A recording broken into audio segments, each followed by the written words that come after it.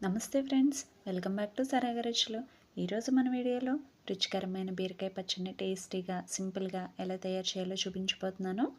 ఇలా చేసిన పచ్చడిని వేడివేడి అన్నంలో నెయ్యి వేసుకుని తింటే చాలా టేస్టీగా కమ్మగా ఉంటుంది. మీరు కూడా తప్పకుండా ట్రై చేయండి. ఎలా తయారు చేయాలో చూసేద్దాం. నేను ఇక్కడ లేత బీరకాయలు 2 తీసుకున్నాను. నీట్గా క్లీన్ చేసి తల తోక తీసేయండి. కనుపుల దగ్గర మాత్రమే పీల్ చేయండి. పైన ఉన్న పొట్టుని తీయనవసరం లేదు. కనుపులతో సహా వేస్తే పీచు తగులుతుంటే పచ్చడి అంత టేస్ట్ బాగోదు. వీటిని కాస్త చిన్న ముక్కలుగా కట్ చేసి పక్కన పెట్టుకోండి. స్టవ్ ఆన్ చేసి పాన్ పెట్టుకుని 1 టేబుల్ స్పూన్ నువ్వులు వేసుకోవాలి. గోల్డెన్ బ్రౌన్ కలర్ వచ్చేంత వరకు త్వరగా ఫ్రై చేసుకుని మిక్సీ జార్లోకి ట్రాన్స్ఫర్ చేసుకోవాలి. అదే ప్యాన్లో 1 టేబుల్ స్పూన్ ఆయిల్ వేసుకుని ఆయిల్ హీట్ అయ్యాక 1 టేబుల్ స్పూన్ శనగపప్పు, 1 టేబుల్ స్పూన్ మినపప్పు వేసి కొంచెం కలర్ చేంజ్ అయ్యేంత వరకు ఫ్రై చేసుకోవాలి. ఇలా 2 నిమిషాలు ఫ్రై చేసుకున్న తర్వాత 1/2 స్పూన్ ఆవాలు, జీలకర్ర, కొద్దిగా మెంతి వేసుకొని మరో 2 నిమిషాలు ఫ్రై చేసుకొని మిక్సీ జార్లోకి ట్రాన్స్ఫర్ చేసుకోండి. అదే ప్యాన్లో 1 or 2 టేబుల్ స్పూన్స్ ఆయిల్ వేసుకొని ముందుగా మనం కట్ చేసి పెట్టుకున్న బీరకాయ ముక్కలను వేసుకోవాలి. ఇలా ఒకసారి కలుపుకొని మూత పెట్టి 5 నిమిషాలు ఉడికించండి.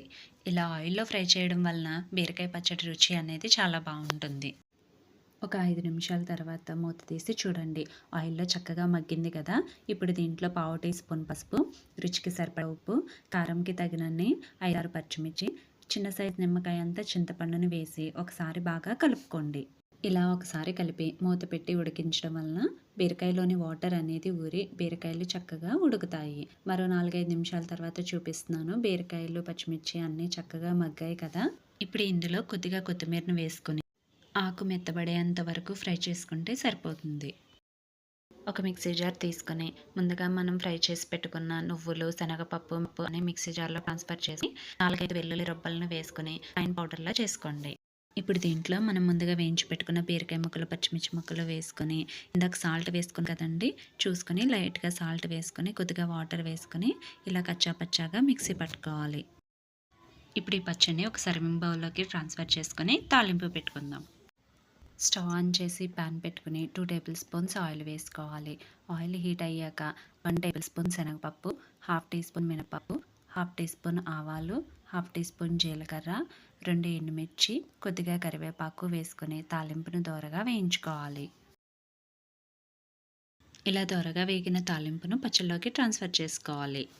అంతేనండి, ఎంతో సింపుల్ అండ్ టేస్టీ హెల్తీ బీరకాయ పచ్చడి రెడీ అయిపోయింది. మీరు కూడా ఇంట్లో ట్రై చేసి ఎలా వచ్చిందో కామెంట్ బాక్స్లో కామెంట్ చేయండి. మీ ఫ్రెండ్స్కి, రిలేటివ్స్కి షేర్ చేయండి. మరిన్ని సింపుల్స్ రెసిపీస్ కోసం సరాగా రుచులు ఛానల్ని సబ్స్క్రైబ్ చేసుకోండి. Thank you for watching.